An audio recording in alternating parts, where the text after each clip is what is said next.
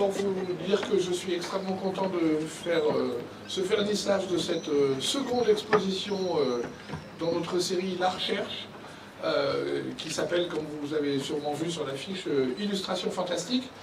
Alors juste un mot déjà sur la recherche.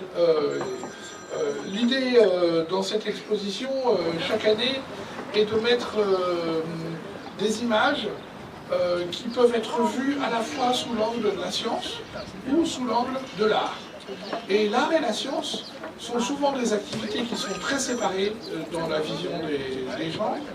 Et en fait, quand on les regarde de plus près, l'art et la science sont finalement assez proches comme activités l'une de l'autre. Alors je m'explique, il se trouve que, alors j'ai la chance de pouvoir en parler parce que j'ai mon ex-beau-père qui était un artiste peintre, et donc j'ai pas mal discuté de la question avec lui. On croit toujours que les artistes sont uniquement dans la créativité et qu'il n'y a pas de rigueur, pas de construction, pas de structure dans l'art. Bon, on peut parler d'une toile, d'une cantate d'une toile de Michel-Ange par exemple, d'une cantate de Bach ou de Notre-Dame de Paris, et la structure, la rigueur, ils sont de façon évidente. Donc dans l'art, il y a aussi de la rigueur. Et évidemment, il y a de la créativité. Et bien dans la science, c'est pareil. On pense toujours que les scientifiques ne sont que des instruments purement objectifs qui réfléchissent et qui tirent des conclusions, qui font des hypothèses, qui tirent des conclusions à partir des faits. Oui, mais la créativité, c'est essentiel pour une activité scientifique. Et ce qui décide un scientifique de faire ceci ou cela, eh ben, c'est sa créativité, c'est son affect, c'est son sentiment profond, et ça ressemble beaucoup à la créativité d'un artiste. Donc science et art ne sont pas aussi séparés qu'on pourrait le croire. Et c'est ce qu'on essaye d'illustrer tout simplement avec ces expositions. Donc je suis vraiment content de voir celle de cette année qui met en valeur le fonds documentaire exceptionnel que nous avons la chance de posséder au laboratoire Arago. Donc toutes les planches que vous voyez là sont dans des livres qui sont dans notre fonds documentaire. Et alors je voudrais remercier très très chaleureusement les trois mousquetaires, qui sont trois femmes, Sandrine Baudin, Véronique Arnaud et Julie Boeuf, qui sont les âmes, alors je ne sais pas où sont Sandrine et Véronique, je les ai vues, elles sont là, voilà, qui sont les âmes de cette exposition chaque année. Et qui donc ont sélectionné en l'occurrence les planches, assurées avec toute une série de scientifiques de la maison et de l'extérieur l'exactitude des légendes le plus possible. Et donc vraiment merci à elles de monter ça et de porter ce projet chaque année avec enthousiasme, avec plaisir, je pense quand même, on peut dire.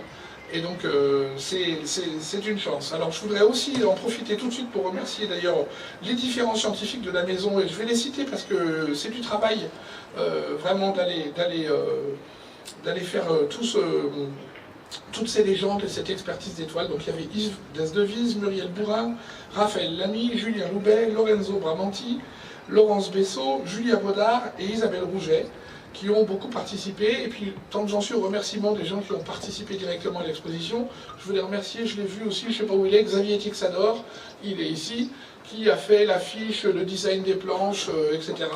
Et qui donc, chaque année, assure cette qualité que nous avons dans ces images. Voilà, donc, je voudrais aussi exprimer que l'illustration scientifique, et c'est le thème évidemment de cette expo cette année, pour les scientifiques c'est quelque chose qui est toujours extrêmement important.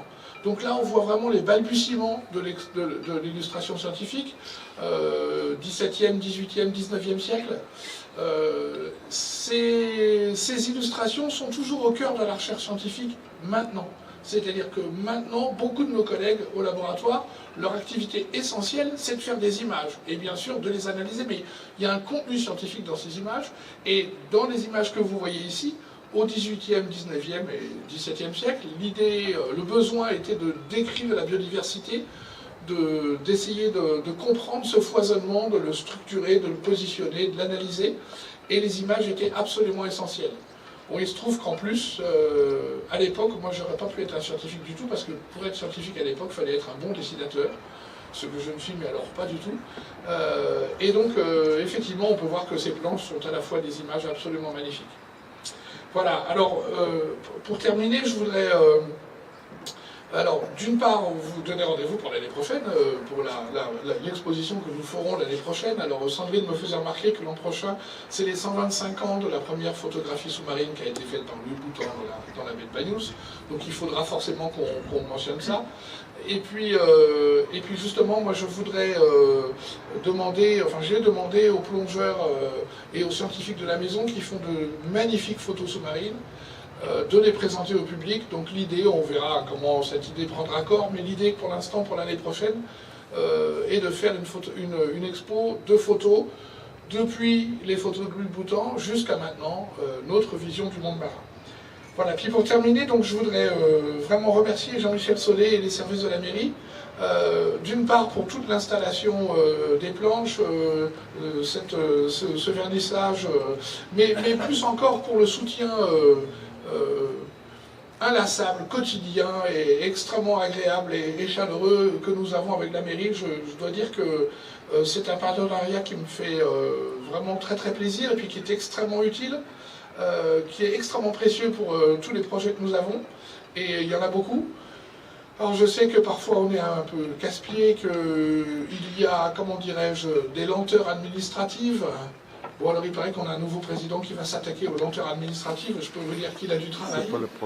J'ai une liste à lui fournir de points à régler sur les lenteurs administratives. Donc je sais qu'on est parfois un peu long à la détente, long à l'organisation. Vous avez tous vu que nous mettons un peu plus de temps que prévu à ouvrir le biodiversarium, mais ce qui est essentiel, c'est qu'il va ouvrir et qu'il sera très beau. Donc on y arrivera. Et tout ça est possible grâce au partenariat que nous avons avec la mairie. Donc je voulais vraiment en profiter pour remercier Jean-Michel et toute son équipe de l'aide qu'il nous apporte. Et puis je ne vais pas faire plus long. Merci encore à toutes et tous d'être présents parmi nous. Et puis je laisse la parole à Jean. Mais juste revenir sur quelques points.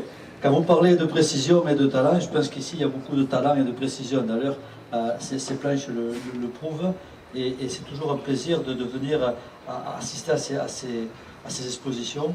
D'abord, on apprend beaucoup de choses, mais en plus, on apprend peut-être à travers tout ça la minutie et le travail que ça demande, votre travail de chercheur, que ça demande d'être dans le détail et de nous montrer, ces planches qui sont très anciennes, de nous montrer un petit peu, à l'époque, tout ce qu'on avait sous les mers. Qui quelque part peut nous paraître effrayant, parce que moi j'ai vu beaucoup de poulpes, alors je me suis dit, mais il n'y a pas que des poulpes, rassurez-moi, non, il n'y a pas que des poulpes. Mais c'est vrai que c'est très très impressionnant, et ça fait plaisir de voir cette exposition. Je veux dire aussi, c'est que le labo bouge, comme la ville de Banyuls-sur-Mer. La ville de Banyuls-sur-Mer est en mouvement, par marche, en mouvement, on peut dire ça, et donc le laboratoire est un établissement qui est en mouvement, parce que le partenariat, vous savez, pour faire du partenariat, il faut être deux. On ne peut pas faire un partenariat tout seul.